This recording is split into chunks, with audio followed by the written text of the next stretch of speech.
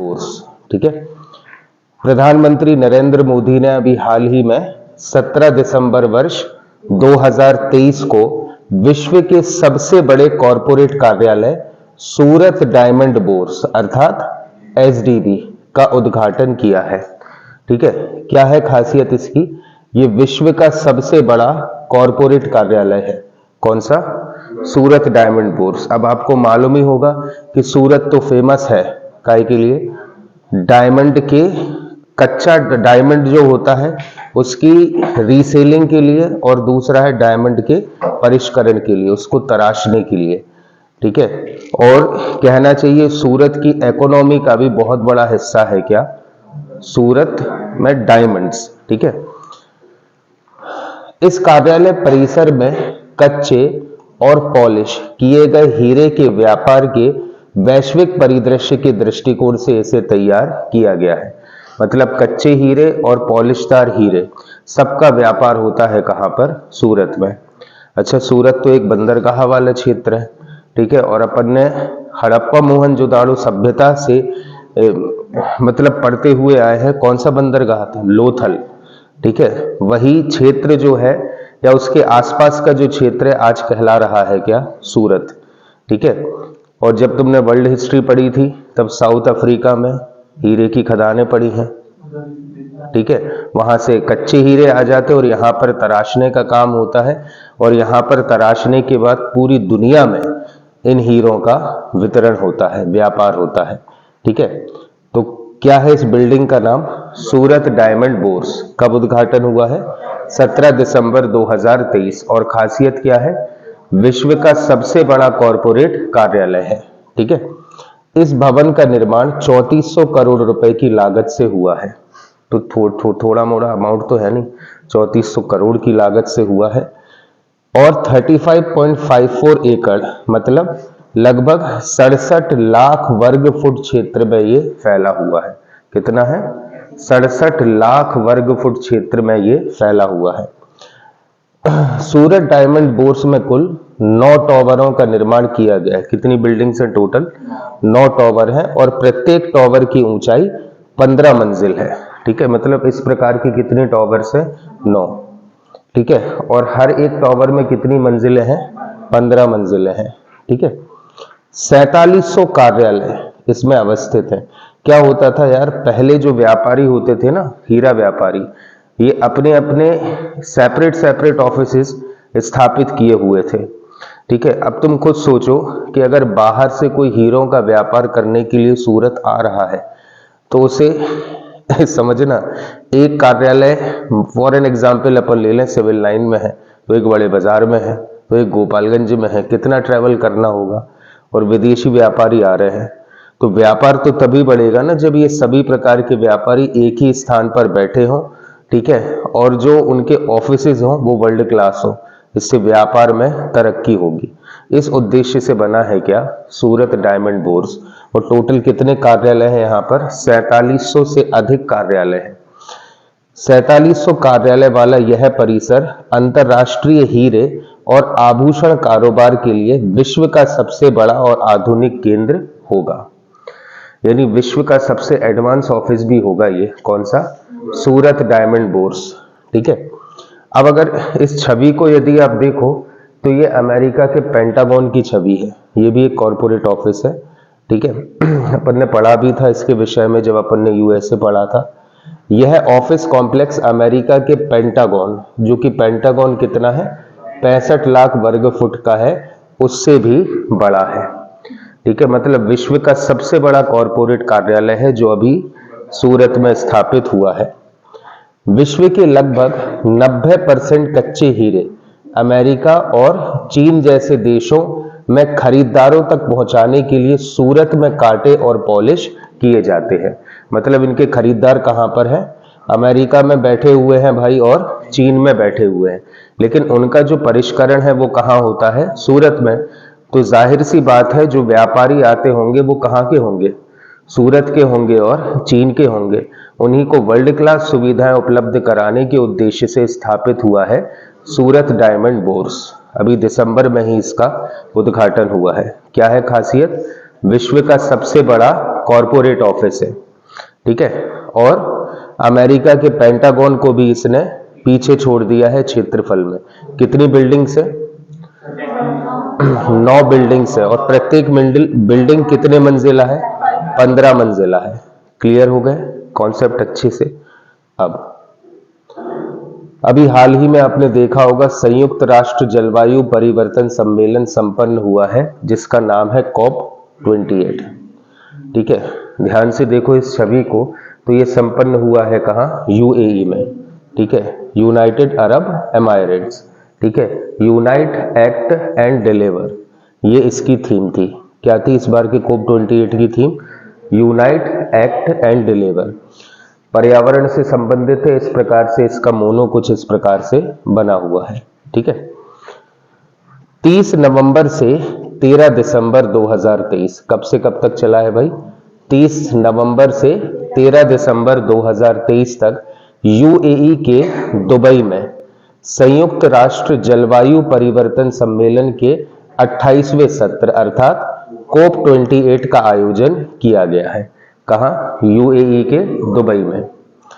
COP28 जलवायु वार्ता एक नए समझौते के साथ संपन्न हुई, ठीक है। और नया समझौता क्या है? मतलब जितने भी समझौते यहां पर हुए हैं उन सभी समझौते को एक नाम दिया है UAE आम सहमति या UAE कंसेंसस नाम दिया गया है। जो भी निर्णय यहां पर लिए गए हैं उन सभी निर्णयों को संयुक्त रूप से नाम दिया गया है क्या? UAE consensus. UAE कंसेंसस वैश्विक तापमान को 1.5 डिग्री सेल्सियस से नीचे रखने के लिए एक ठोस योजना की रूपरेखा तैयार करने वाले उपायों का एक ऐतिहासिक सेट है। मतलब देखो, सारे प्रावधानों से हमें मतलब नहीं है, हमें मतलब है कि एक्चुअल आउटकम क्या है UAE के इस कंसेंसस का। तो एक्चुअल आउटकम ये है कि सभी देश जो भी इसके सदस्य हैं उन्होंने ये निर्णय लिया है कि जो वैश्विक तापमान है इसको हम 1.5 डिग्री सेल्सियस कम करने का प्रयास करेंगे, ठीक है। यही इकलौता आउटकम है किसका? UAE कंसेंसस का।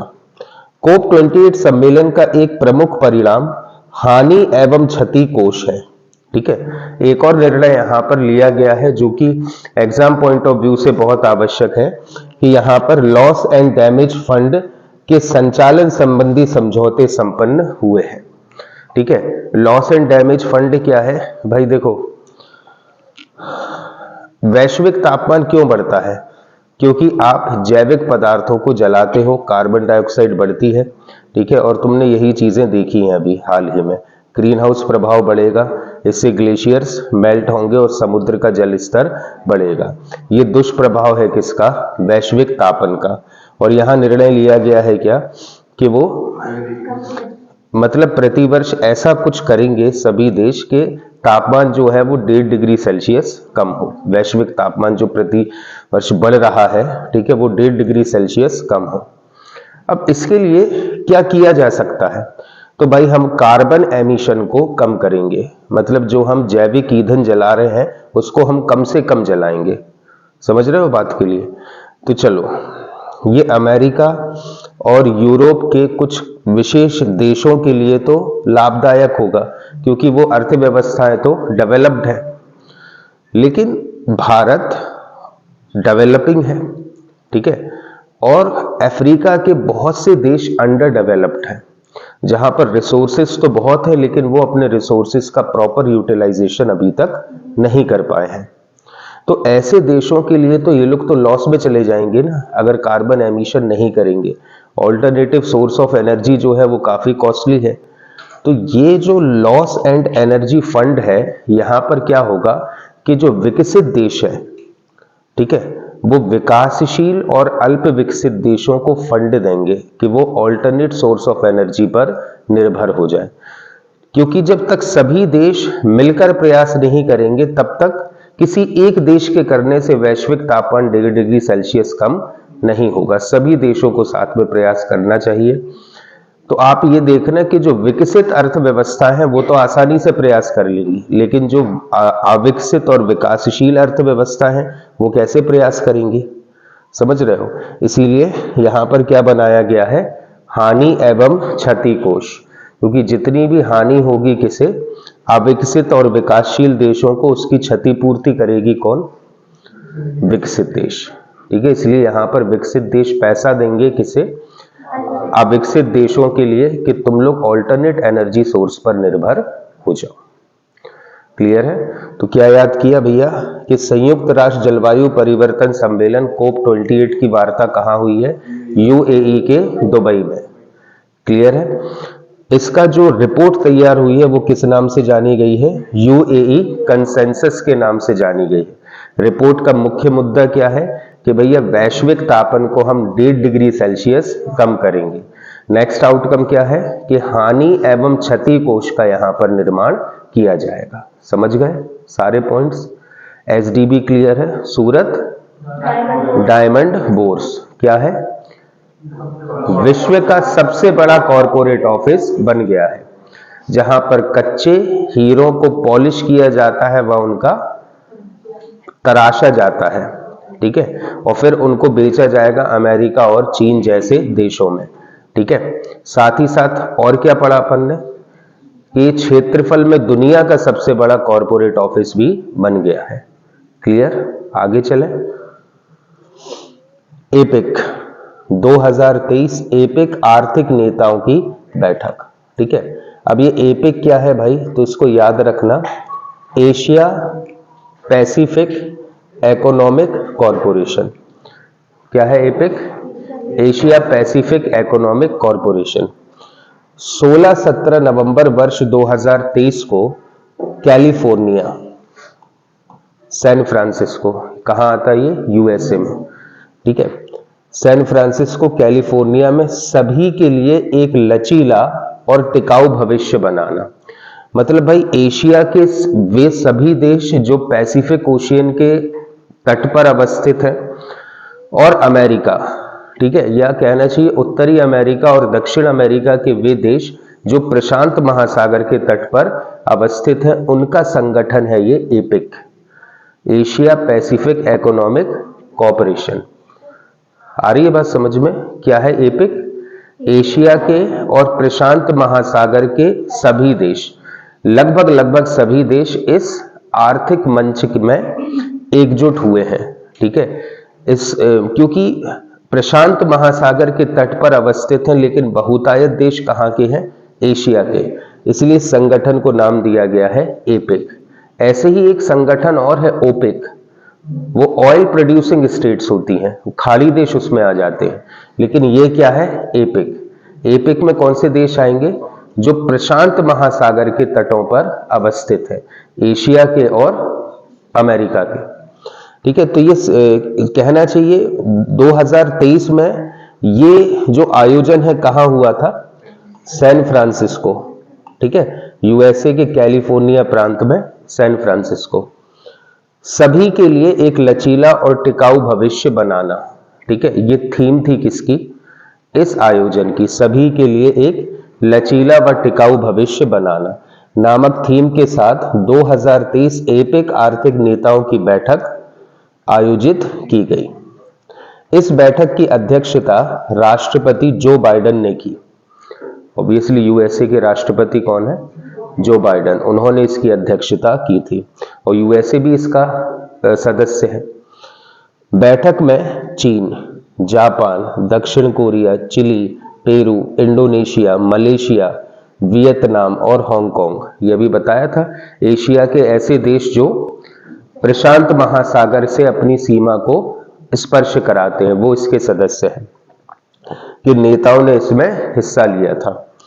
17 नवंबर 2023 को 21 एशिया प्रशांत आर्थिक सहयोग के सदस्य देशों ने बैठक के समापन पर गोल्डन गेट घोषणा पर सहमति व्यक्त की। तो देखो भाई, जो भी मीटिंग होती, जैसे तुमने COP28 देखा, COP28 में जो सहमति पत्र हस्ताक्षरित हुआ उसका नाम क्या था, UAE कंसेंसस। वैसे ही मीटिंग कहां हुई है, कैलिफोर्निया में। और तुमने पढ़ा है ये वर्ल्ड ज्योग्राफी में कि कैलिफोर्निया में दुनिया का सबसे बड़ा IT पार्क है, जिसको कहा जाता है गोल्डन गेट्स। यहाँ पर कहना चाहिए इंफॉर्मेशन टेक्नोलॉजी और कंप्यूटर साइंस से रिलेटेड सारे कार्य होते हैं। तो गोल्डन गेट कहाँ पर है? San Francisco California. एपिक की मीटिंग भी कहाँ हुई? सैन फ्रांसिस्को कैलिफोर्निया में। इसलिए यहां पर जो सहमति पत्र लास्ट में हस्ताक्षरित हुआ है उसको नाम दिया गया है क्या? गोल्डन गेट घोषणा। ठीक है, जिसमें इन लोगों ने ये निर्णय लिया है कि किस प्रकार से ये लोग अपनी अर्थव्यवस्था को निकट भविष्य में आगे लेकर जाएंगे। तो इसका नाम क्या रखा गया है? Golden Gate consensus. यही प्रश्न राइज होते हैं कि हाल ही में गोल्डन गेट कंसेंसस क्या है, हाल ही में सुर्खियों में रहा गोल्डन गेट कंसेंसस क्या है? तो क्या है भाई? ये एपिक जो संगठन है उनकी जो बैठक हुई थी उनका सहमति पत्र कहलाता है क्या? Golden Gate consensus. ठीक है, तो कोप 28 कहां हुआ है? यूएई के दुबई में। ठीक है, और एपिक की बैठक कहां हुई है? San Francisco California. अब आपने अभी ये सुना होगा गुजरात का एक गांव है, कौन सा? धोरडो। ये सर्वश्रेष्ठ पर्यटन गांव का दर्जा इसे मिला है। कौन सा गांव है? धोरडो। यहां पर तुम एक और बहुत नई चीज पढ़ने जा रहे हो, ठीक है, और वो है UNWTO। ठीक है, ये आपसे निकट भविष्य में होने वाली परीक्षाओं में पूछा जा सकता है। United Nation World Tourism Organization. ठीक है, और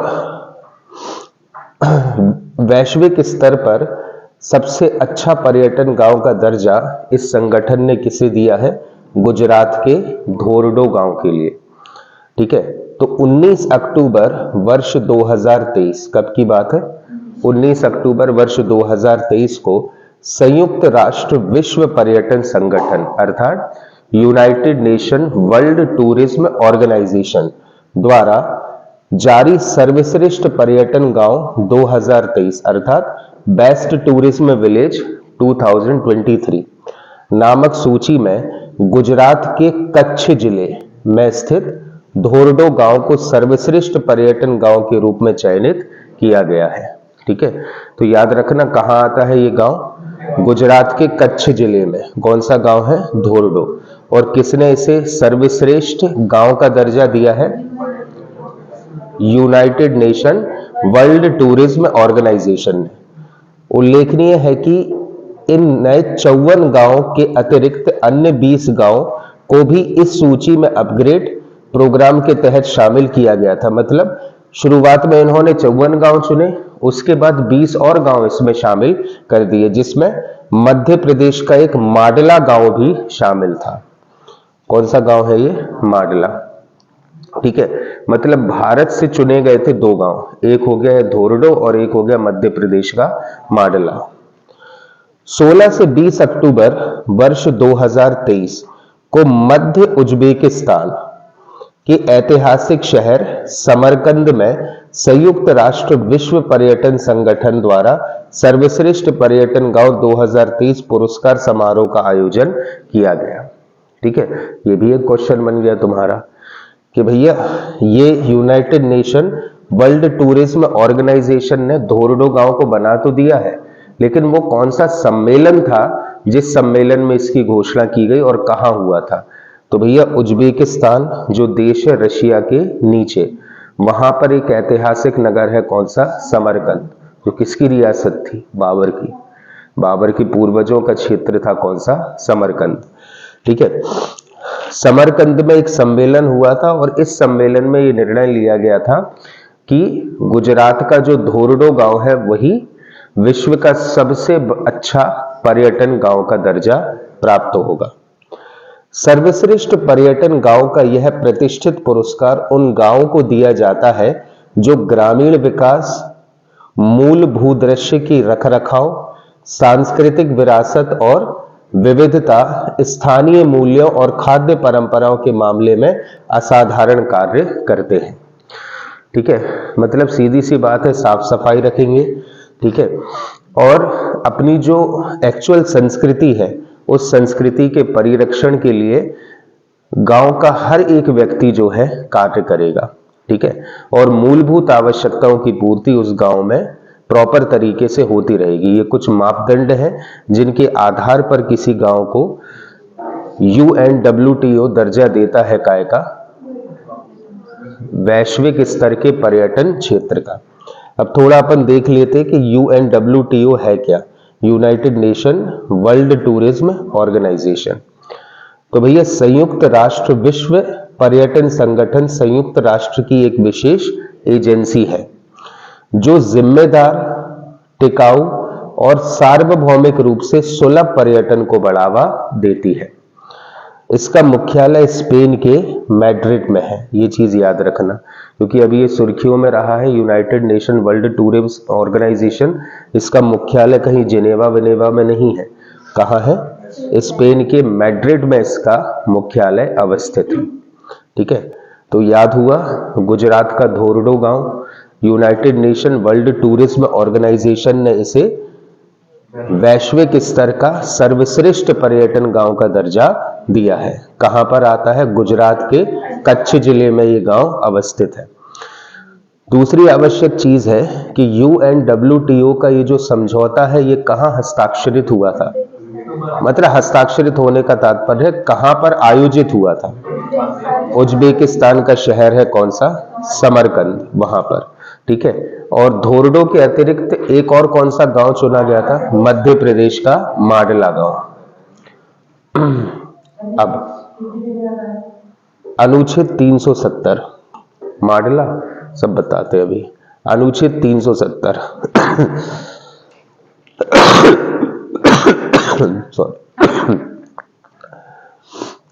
क्या है अनुच्छेद 370 और 35A? जम्मू कश्मीर को विशेष राज्य का दर्जा देने वाले दो अनुच्छेद थे, अनुच्छेद 370 और अनुच्छेद 35A, जिसको 2019 में केंद्र सरकार ने रद्द कर दिया था, ठीक है, अक्टूबर में रद्द कर दिया था, ठीक है। और तब से ही जम्मू कश्मीर को दो पार्ट्स में तोड़ भी दिया, एक हो गया लद्दाख और एक हो गया जम्मू कश्मीर, और दोनों बन गए क्या, केंद्र शासित क्षेत्र, ठीक है। अब लद्दाख हो गया है और जम्मू कश्मीर हो गया है, ठीक है। लेकिन जब से अनुच्छेद 370 को समाप्त किया है सरकार ने, क्या तब से जम्मू कश्मीर में चुनाव हुए हैं? नहीं हुए, क्योंकि यही चीजें सुप्रीम कोर्ट ने अभी उसे मान्यता नहीं दी थी। अनुच्छेद 370 तो समाप्त कर दिया था किसने, सरकार ने। याद करो तुम लोग, लॉकडाउन के पहले की बात है, ठीक है, 2019, ठीक है। एकदम से निर्णय आता है कि 370 समाप्त हो जाएगा। नॉर्मली डिस्कशन हो रहा था और अमित शाह ने वो चीजें पढ़ दी और तत्काल प्रभाव से उसको मान्यता भी मिल गई और 370 को सरकार ने समाप्त किया था। अभी न्यायपालिका ने उसे सही किया है सरकार ने कि गलत किया है, इसका कुछ भी कहना चाहिए कि विधि मान्यता उस चीज को अभी भी प्राप्त नहीं थी, जिसे अब प्राप्त हो गई है, क्योंकि 1 दिसंबर वर्ष 2023 को मुख्य न्यायाधीश DY चंद्रचूड़, मुख्य न्यायाधीश कौन है अभी, श्री DY चंद्रचूड़ की अध्यक्षता वाली सुप्रीम कोर्ट की 5 सदस्यीय संविधान पीठ ने सर्वसम्मति से, इस शब्द पर विशेष ध्यान देना, सर्वसम्मति से, मतलब 5 न्यायाधीश थे और पांचों के 5 तैयार हो गए थे इस बात के लिए, सर्वसम्मति से अनुच्छेद 370 और 35A को निरस्त करने के केंद्र सरकार के फैसले को बरकरार रखा है। मतलब कोर्ट ने अब विधि या वैधानिक रूप से, या कहना चाहिए न्यायिक तौर पर कह दिया है कि केंद्र सरकार का जो निर्णय है अनुच्छेद 370 और 35A को समाप्त करने का, वो पूर्णतः सही है। क्लियर है? अभी तक क्या हुआ था भारती, अभी तक सिर्फ वैधानिक तरीके से लोकसभा, राज्यसभा और राष्ट्रपति के हस्ताक्षर से 370 हट गया था। लेकिन बहुत सारे, अब जाहिर सी बात है, जब भी सरकार कोई स्टेप लेती है तो बहुत सारे जो एंटी गवर्नमेंट होते हैं या जिनको ये चीज सही नहीं लगती, वो लोग कहाँ अप्रोच करते हैं, सुप्रीम कोर्ट। तो उन्हीं सारे पेटिशंस का निर्णय किया था सुप्रीम कोर्ट ने कब? 1 दिसंबर 2023 को। और क्या कह दिया है कि सरकार के द्वारा किया गया यह कार्य अर्थात आर्टिकल 370 और 35A को निरस्त करना ये न्यायिक रूप से एकदम सही है। और क्यों सही है? तो संविधान पीठ ने निर्वाचन आयोग से कहा है कि 30 सितंबर 2024 से पहले विधानसभा चुनाव करा दिए जाए जम्मू कश्मीर में। कब से पहले? 30 सितंबर 2024 के पहले जम्मू कश्मीर में नए विधानसभा चुनाव हो जाना चाहिए, क्योंकि अभी भी राष्ट्रपति शासन ही लगा है वहां पर। तो ठीक है, 370 जब से हटा है तब से तो किसी भी प्रकार के चुनाव जम्मू कश्मीर में हुए हैं? नहीं हुए। लेकिन अब सुप्रीम कोर्ट ने गाइडलाइन दे दी है किसे? निर्वाचन आयोग को। और कौन सी डेट है? 30 सितंबर 2024 से पहले वहां पर चुनाव करा दिए जाए। ठीक है, पीठ के अनुसार, पीठ कौन? जो 5 न्यायाधीशों की ये पीठ बनी है वो। पीठ के अनुसार संविधान का अनुच्छेद 370 एक अस्थायी प्रावधान था, ये अपन ने पढ़ा भी है। देखो क्या हुआ था इतिहास में, यदि आप जाओ, जैसे ही भारत आजाद होता है तो जम्मू कश्मीर के जो राजा थे, कौन थे? राजा हरि सिंह। राजा हरि सिंह ने सरदार वल्लभ भाई पटेल, जो कि हमारे गृह मंत्री थे, उनसे कह दिया था कि वो ना तो पाकिस्तान में शामिल होना चाहते हैं और ना ही भारत के साथ आना चाहते हैं, वो अपनी स्वतंत्र सत्ता बनाकर रखते हैं।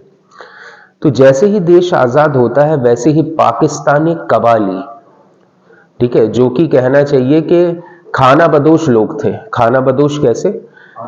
खाने के लिए जो यहां वहां घूमते रहते थे, खाना बदोश थे।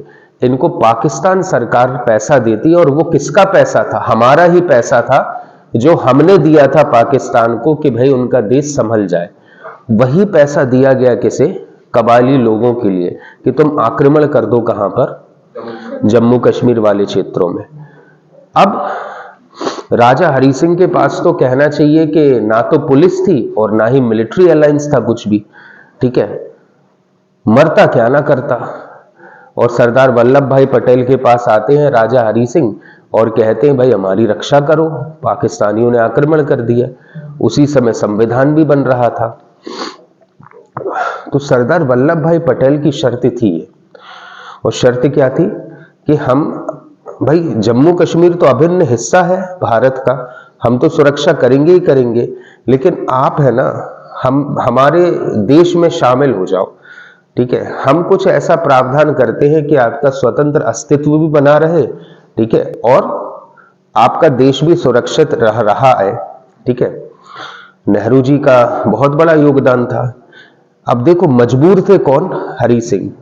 उस समय यदि 370 का प्रावधान नहीं भी होता तो भी वो हस्ताक्षर कर ही देते, समझना बात को। लेकिन नेहरू जी ने करवाया था ये काम, क्या? कि उनका स्वतंत्र अस्तित्व बना रहे और ये अभिन्न हिस्सा भी रहे देश का। तो हुआ क्या कि संचार, सुरक्षा और एक मुद्दा हो गया संचार का, एक मुद्दा हो गया सुरक्षा का, और एक हो गया अंतर्राष्ट्रीय संबंध। ये भारत के हाथों में रहेंगे, और जम्मू कश्मीर के जितने भी आंतरिक मामले होंगे ये वहां की सरकार के अधीन रहेंगे। ठीक है, भारत सरकार जम्मू कश्मीर के आंतरिक मामलों में हस्तक्षेप नहीं करेगी। ठीक है, तो ये हो गया। ये ऐसा तो कहीं नहीं लिखा ना कि ये स्थायी है कि अस्थायी है।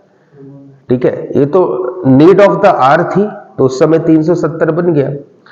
लेकिन 370 में एक प्रावधान ये भी कर दिया कि 370 को रद्द तभी किया जाएगा जब वहां की विधानसभा और विधान परिषद इस प्रकार का एक प्रस्ताव पारित करेगी, फिर वो पास होगा कहां से? संसद से।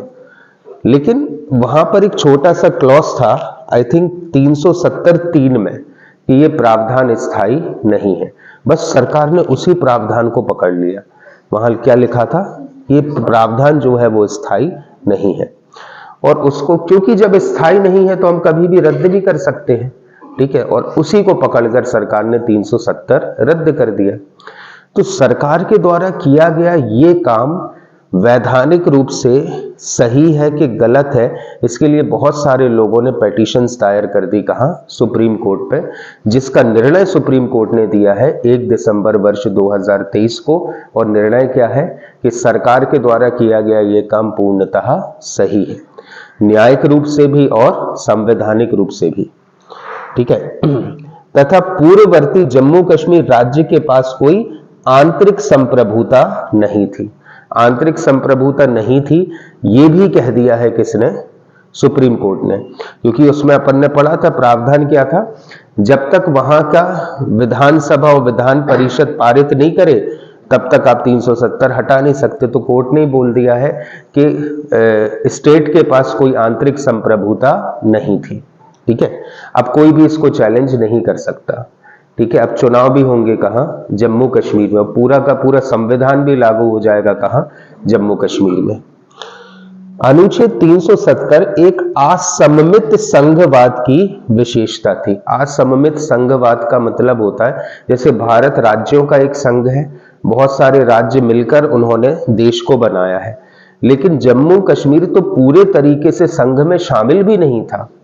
क्योंकि संघवाद तो वो चीज होती है जहां पर संघ का निर्णय पूरे देश में लागू हो, लेकिन संघ का निर्णय तो आंशिक रूप से भी लागू नहीं होता था जम्मू कश्मीर में 35A के कारण।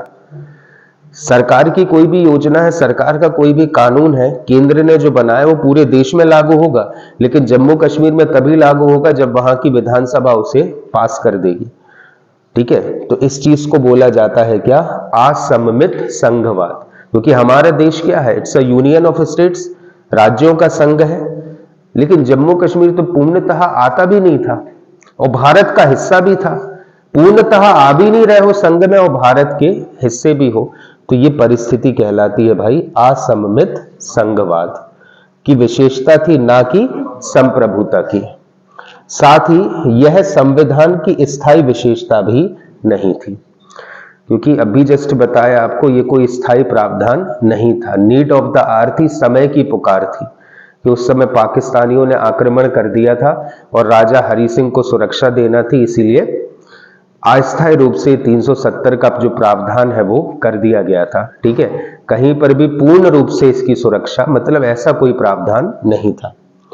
न्यायालय ने यह भी कहा कि भारतीय संविधान को जम्मू एवं कश्मीर राज्य में लागू करने के लिए राज्य सरकार की सहमति की आवश्यकता नहीं है। ठीक है। क्योंकि 370 अब हट गया है, 35A भी हट गया है, जितने भी ऑब्लिगेशंस थे वो सारे ऑब्लिगेशंस अब समाप्त हो गए हैं। तो इसके लिए अब नहीं रुकना है कि सरकार क्या कहेगी। ठीक है। वहां की विधानसभा इसके लिए तैयार है कि नहीं है, अब उसका कोई भी कहना चाहिए पावर जो है नहीं रह गई है। संविधान जैसा है ज्यों का त्यों लागू होगा कहां? जम्मू कश्मीर में। यह निर्णय दिया है 1 दिसंबर 2023 को डॉक्टर DY चंद्रचूड़ की अध्यक्षता में बनी 5 न्यायाधीशों की इस पीठ ने। और निर्णय कैसे आया है? सर्वसम्मति से। क्लियर है। अब अनुच्छेद 370(3) के तहत शक्ति का प्रयोग करते हुए राष्ट्रपति एक तरफा अधिसूचना जारी करके 370 को अस्तित्व समाप्त कर सकते हैं। ठीक है। और वही किया था, राष्ट्रपति ने ही अधिसूचना जारी करी और 370 का अस्तित्व समाप्त कर दिया। तो कहां से ये असंवैधानिक हो जाएगा? क्योंकि इसका तो उल्लेख दिया है किसमें? अनुच्छेद 370(3) में। क्लियर है। और इसी का ही यूज किया था सरकार ने 2019 में और 370 को समाप्त किया।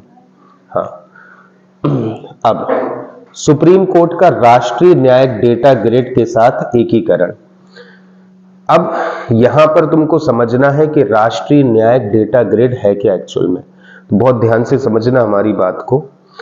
क्या है ये जो दौर चल रहा है, ये किसका दौर है? डिजिटल इंडिया का।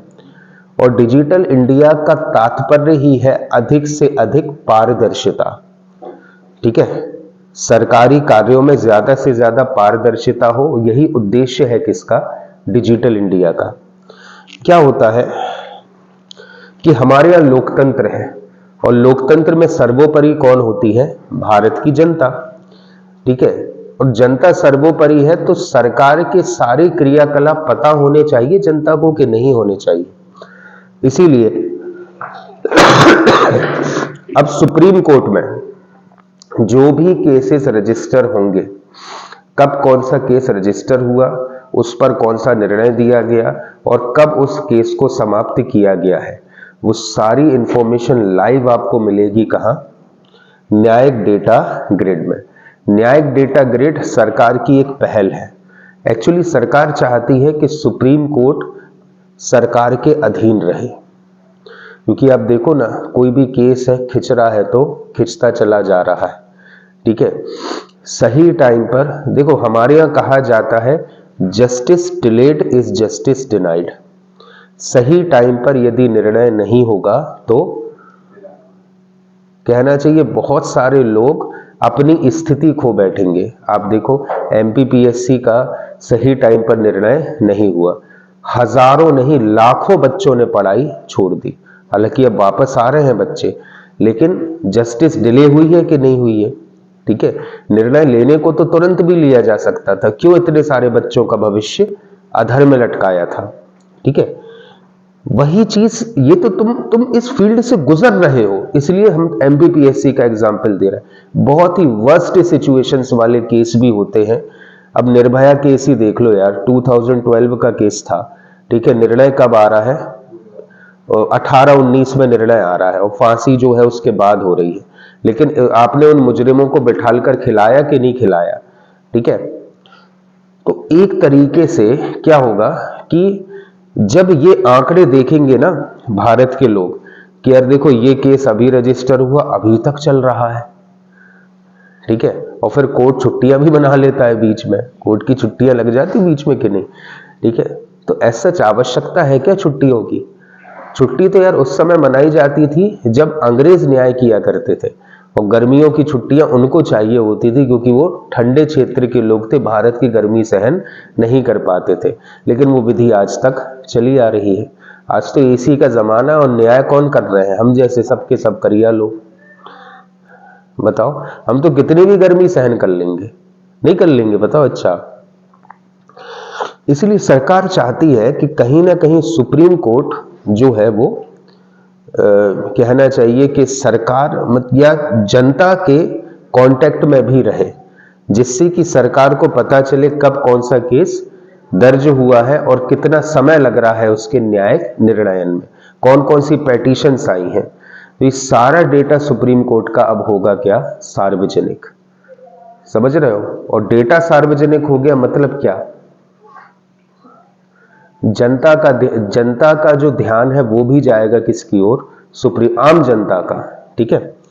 तो भारत सरकार के मुख्य न्यायाधीश या भारत के मुख्य न्यायाधीश डी.वाई. चंद्रचूड़ ने 14 सितंबर 2023 को राष्ट्रीय न्यायिक डेटा ग्रिड अर्थात national Judicial Data grid NJDJ national Judicial Data grid portal, अब पोर्टल तो जानते होंगे, ठीक है। एक तरीके की वेबसाइट होगी जिसमें तुमको सारे आंकड़े दिखाई देंगे। National Judicial Data grid portal के साथ सुप्रीम कोर्ट के वास्तविक समय के केस डेटा के एकीकरण की घोषणा की है। समझ गए हो ना? कौन सा केस रजिस्टर हुआ वहां पर आ गया, कब निर्णय हुआ वहां पर आ गया, क्या निर्णय हुआ वहां पर आ गया। समझ रहे हो? केस क्या है उसके बारे में इंफॉर्मेशन आ गई, तो पूरा डेटा जो है वो सार्वजनिक होगा। और कौन सी संस्था कर रही है ये? National Judicial Data grid. इसका अर्थ यह है कि सुप्रीम कोर्ट में मामलों की फाइलिंग और निपटान, फाइलिंग मतलब केस का रजिस्टर होना और निपटान मतलब केस पर निर्णय होना, फाइलिंग और निपटान का वास्तविक समय डेटा या रियल टाइम डेटा अब आम आदमी की उंगलियों पर उपलब्ध होगा। कब कौन सा केस आया तुरंत देख लो उस पोर्टल पर, क्या निर्णय हुआ तुरंत उस पोर्टल पर देख लो।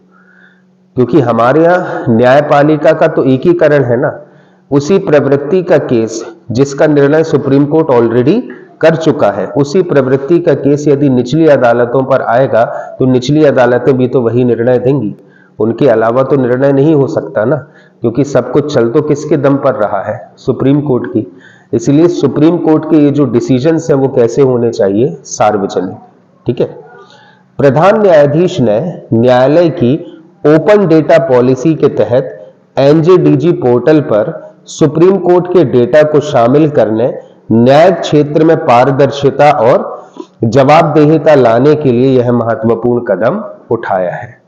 ठीक है। तो न्यायिक क्षेत्र में पूर्णतः पारदर्शिता लाने के लिए उद्देश्य से यह काम किया गया है। क्या काम है कि सुप्रीम कोर्ट ने टाई अप कर लिया है किसके साथ, एनजेडीजे के साथ। ठीक है, नेशनल जुडिशियल डेटा ग्रिड। ठीक है। अब अगर ध्यान से देखो इस छवि के लिए, ये कौन है, डीवाई चंद्रचूड़। ठीक है, ये है एनजेडीजे। ठीक है, नेशनल जुडिशियल डेटा ग्रिड। कुछ इस प्रकार का ये पोर्टल जो है दिखाई देगा, और सुप्रीम कोर्ट में जितने भी रियल टाइम केसेस रजिस्टर हुए हैं, कब रजिस्टर हुए और उनका निपटारा कब हुआ, ये पूरा डेटा जो है इस पर आपको दिखाई देगा। ठीक है। राष्ट्रीय न्यायिक डेटा ग्रिड डिजिटल इंडिया कार्यक्रम के तहत 2015 में भारत सरकार द्वारा शुरू की गई एक पहल है। ठीक है। तो याद रखना, नेशनल जुडिशियल डेटा ग्रिड कब चालू हुआ था, 2015 में। किस कार्यक्रम के तहत, डिजिटल इंडिया मिशन के तहत यह प्रारंभ किया गया था। यह पोर्टल देश भर की अदालतों द्वारा शुरू किए गए लंबित और निपटाए गए मामलों से संबंधित डेटा का एक राष्ट्रीय भंडार है। तो अकेला सुप्रीम कोर्ट तो अभी आया है इसमें, भारत की जितनी भी अदालतें हैं वो सारी अदालतों का डेटा अब इसमें फीड होगा। ठीक है। इस प्लेटफॉर्म को राष्ट्रीय सूचना विज्ञान केंद्र एनआईसी द्वारा सुप्रीम कोर्ट की रजिस्ट्री के कंप्यूटर सेल के in house software development team के साथ समन्वय करके विकसित किया गया है। मतलब आप तो निक याद रखोगे, और निक क्या है, राष्ट्रीय सूचना विज्ञान केंद्र ने सुप्रीम कोर्ट के साथ मिलकर एनजेडीजी को तैयार किया है। क्लियर है। तो सबसे पहला मुद्दा था हमारा, विश्व का सबसे बड़ा कॉरपोरेट ऑफिस क्या था, सूरत डायमंड बोर्स। ठीक है, ये भी हाल ही में उद्घाटन हुआ है इसका। किसको पीछे छोड़ दिया इसने, पेंटागन को। ठीक है। फिर अगर अपन बात करें COP 28, तो ये कहाँ हुआ है, यूएई के दुबई में। इसका जो समझौता है लास्ट में वो क्या कहलाया, यूएई कंसेंसस। क्या था मेन, 1.5 डिग्री सेल्सियस तापमान को कम करना है। और एक फंड भी बना है, कौन सा, fund and loss and damage fund. ठीक है। फिर उसके बाद एपिक क्या है, एशिया पैसिफिक इकोनॉमिक कोऑपरेशन। ठीक है। कहां हुआ है ये, सैन फ्रांसिस्को कैलिफोर्निया। अध्यक्षता जो बाइडेन ने की। ठीक है। इसका जो सहमति पत्र है वो किस नाम से जाना गया, गोल्डन गेट्स घोषणा। ठीक है। फिर गुजरात का धोरडो गांव कौन से जिले में आता है, कच्छ जिले में। किसने इसको दर्जा दिया है विश्व का सबसे अच्छे पर्यटन गांव का, UNWTO, United Nation World Tourism Organization. कहां इसका मुख्यालय, स्पेन के मैड्रिड में, UNWTO का। लेकिन ये जो कहना चाहिए समारोह है जिसमें गुजरात का धोरडो गांव चयनित हुआ था, वो उज्बेकिस्तान के समरकंद में अवस्थित है। अनुच्छेद 370 1 दिसंबर 2023 को विधि मान्यता दे दी है किसे, अनुच्छेद 370 के लिए। और 30 सितंबर 2024 के पहले जम्मू कश्मीर में चुनाव कराने की आह्वान कर दिया है सुप्रीम कोर्ट ने, किससे, निर्वाचन आयोग से, कि 30 सितंबर 2024 के पहले वहां पर चुनाव करा दिए जाए। और अनुच्छेद 370(3) में इस बात का प्रावधान था कि राष्ट्रपति मात्र एक अधिसूचना से क्या कर सकते हैं, 370 को विधि मान्यता को समाप्त कर सकते हैं। फिर सुप्रीम कोर्ट का टाई अप हो गया किससे, एनजेडीजी से। ठीक है। क्या है, नेशनल जुडिशियल डेटा ग्रिड, जिससे क्या होगा, सुप्रीम कोर्ट के सभी जो केसेस हैं, रियल टाइम केसेस हैं जो शामिल हो रहे हैं सुप्रीम कोर्ट में, रजिस्टर हो रहे हैं, पेंडिंग है और निपटाए जा चुके हैं, उन सब का डेटा जो है अब इस ग्रिड में आएगा, NJDJ, National Judicial Data Grid. Clear है? ठीक है।